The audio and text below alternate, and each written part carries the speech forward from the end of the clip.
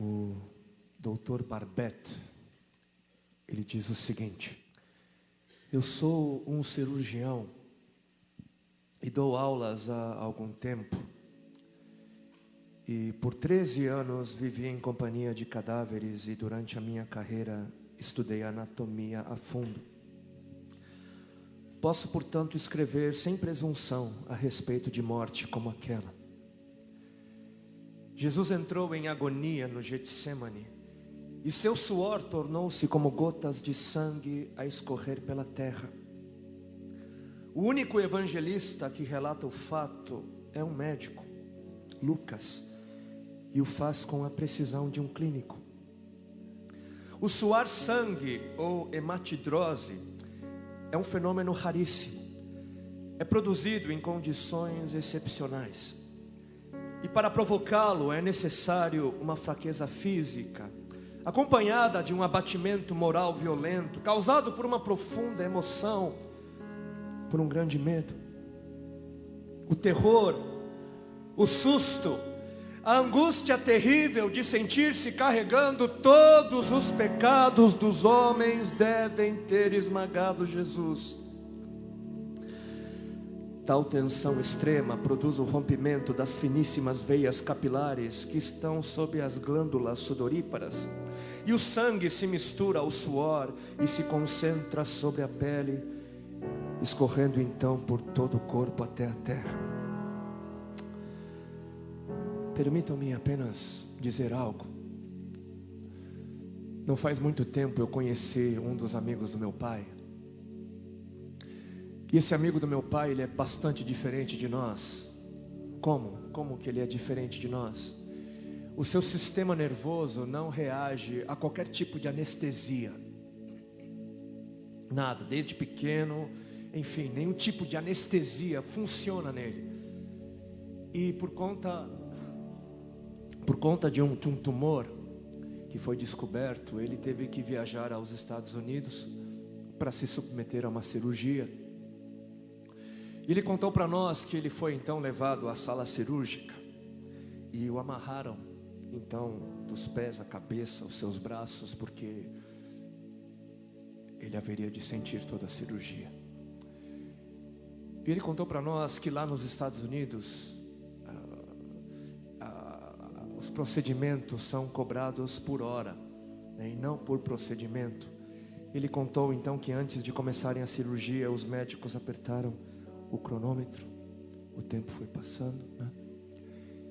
E ele então foi aberto, atravessaram todas as camadas e chegaram ao tumor e cortaram, retiraram o tumor e depois o costuraram, né? Camada por camada. E ele contou para nós que quando a cirurgia terminou, os médicos apertaram aquele cronômetro e 7 horas e 40 minutos haviam se passado. Ele passou praticamente 8 horas naquela mesa cirúrgica, aberto, né, consciente, sentindo tudo. E ele é um senhor asiático, oriental como eu. Ele é, né, clarinho, amarelinho. E ele contou para nós que quando ele se deu conta, ele voltando assim, olhou para o seu corpo. O corpo dele inteiro havia se tornado negro, porque ele havia suado sangue. Só para os irmãos entenderem qual é o estado de espírito que leva alguém a suar sangue. O terror, o susto, a angústia terrível de sentir-se carregando todos os pecados dos homens devem ter esmagado Jesus. Conhecemos a farsa do processo preparado pelos líderes religiosos, o envio de Jesus a Pilatos e o desempate entre Herodes e Pilatos. Pilatos teve que ceder e então ordenou a flagelação, o chicoteamento de Jesus. Os soldados despojam Jesus, tiram a roupa de Jesus e o prendem pelo pulso a uma coluna do pátio. A flagelação se efetua com tiras de couro múltiplas, sobre as quais são fixadas bolinhas de chumbo e pequenos ossos. Os carrascos devem ter sido 2, um de cada lado e de diferente estatura, e golpeiam com chibatadas a pele já alterada por milhões de microscópicas hemorragias do suor de sangue. A pele se dilacera e se rompe, o sangue espirra. A cada golpe Jesus reage em um sobressalto de dor. As forças se esvaem, um suor frio lhe impregna a fronte, a cabeça gira em uma vertigem de náusea, calafrios lhe correm ao longo das costas. Se não estivesse preso no alto pelos pulsos, cairia em uma poça de sangue. Depois o escárnio da coroação, com longos espinhos mais duros que os de acácia. Os algozes entrelaçam uma espécie de capacete e o aplicam sobre a cabeça de Jesus. Os espinhos penetram no couro cabeludo, fazendo-o sangrar, e os cirurgiões sabem o quanto sangra o couro cabeludo. Pilatos, depois de ter mostrado aquele homem dilacerado à multidão feroz, o entrega para ser crucificado. Colocam sobre os ombros de Jesus o grande braço horizontal da cruz, que pesa uns 50 quilos. A estaca vertical já está plantada sobre o Calvário. Jesus caminha com os pés descalços pelas ruas de terreno irregular, cheia de pedregulhos. Os soldados o puxam com as cordas. O percurso é de cerca de 600 metros.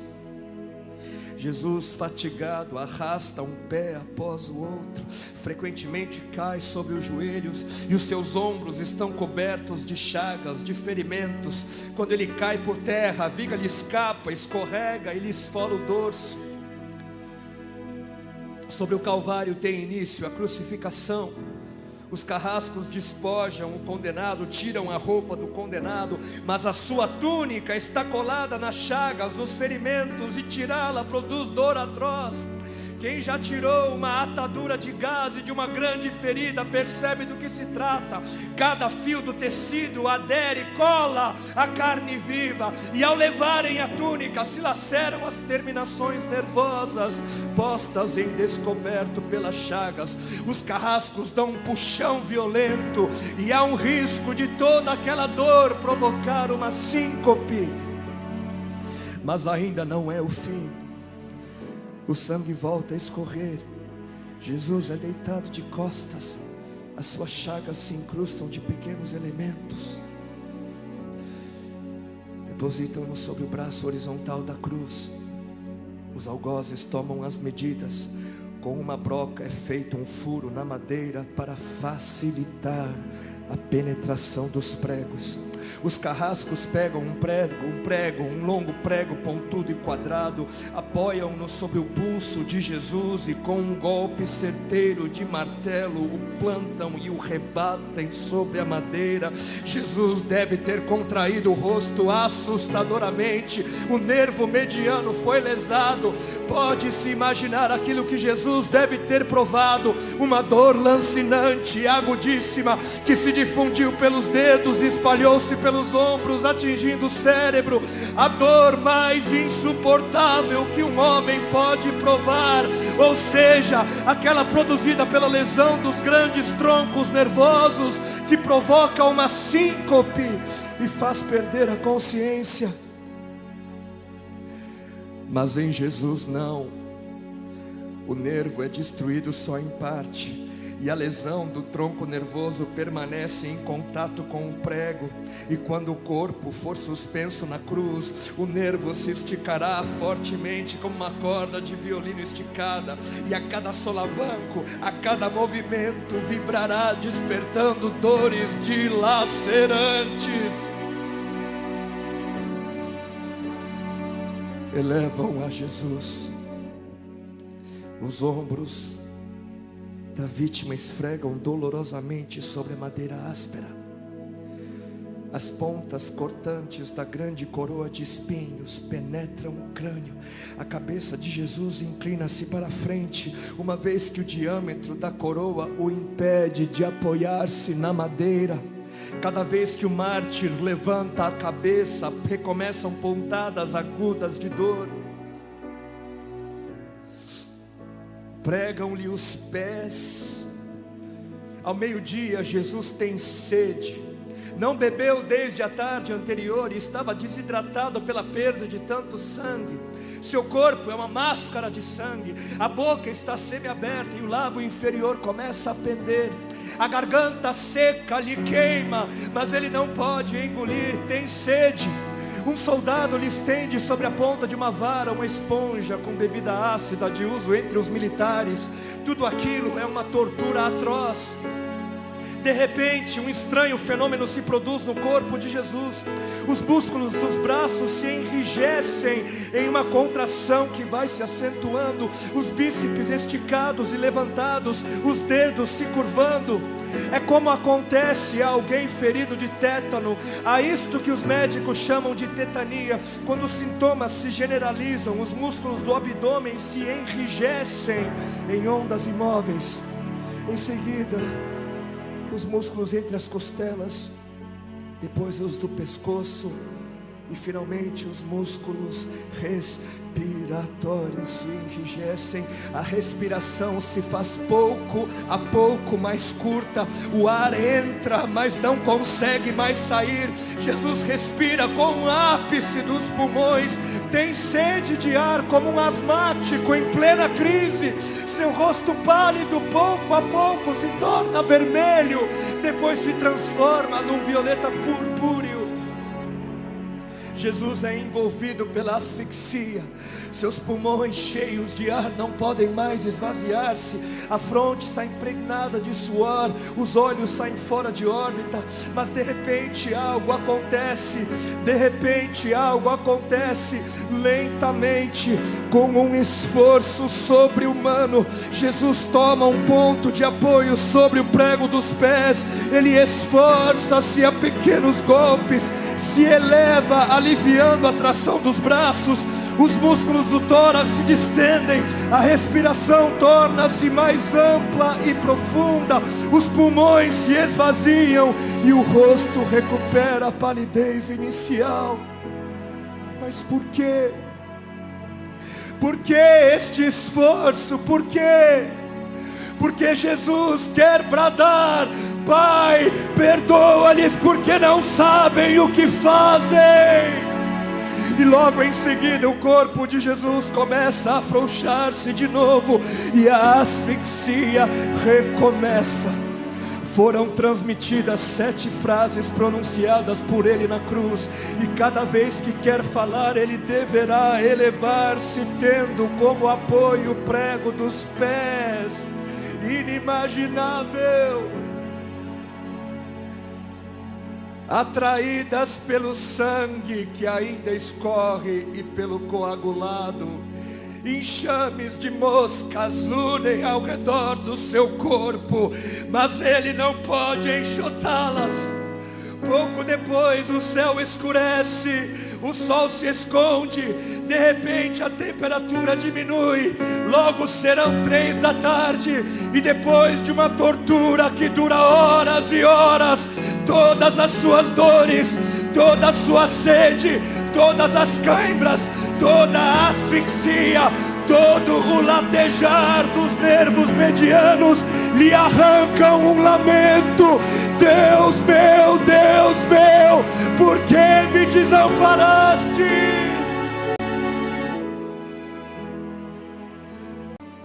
Jesus grita: está consumado.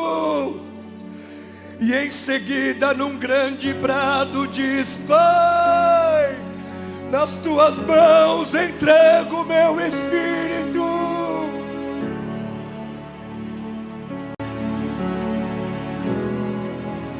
E morreu no meu lugar e no seu. Por que Jesus morreu na cruz? Por quê? Jesus morreu na cruz para que todo sofrimento pudesse ter fim. E essa é a última coisa que nós precisamos saber. Nós precisamos saber que tudo isso, toda dor, todo choro, todo sofrimento um dia vai acabar. Graças ao sofrimento de Deus, todo choro, todo lamento deixará de existir. Deixará de existir. E ainda nos diz a sua palavra em 1 Coríntios, no capítulo 2, versículo 9, que nem olhos viram, que nem ouvidos ouviram, que nem jamais penetrou em coração humano o que Deus tem preparado para aqueles que o amam. Nem olhos viram, nem ouvidos ouviram, o coração do homem, mente alguma chegou à conclusão daquilo que o Senhor tem reservado, daquilo que o Senhor tem preparado para aqueles que o amam. O bem que nos aguarda, o bem que nos espera, não se compara ao mal que possa vir sobre as nossas vidas, não se compara. Esse é o Evangelho, essa é a mensagem da cruz.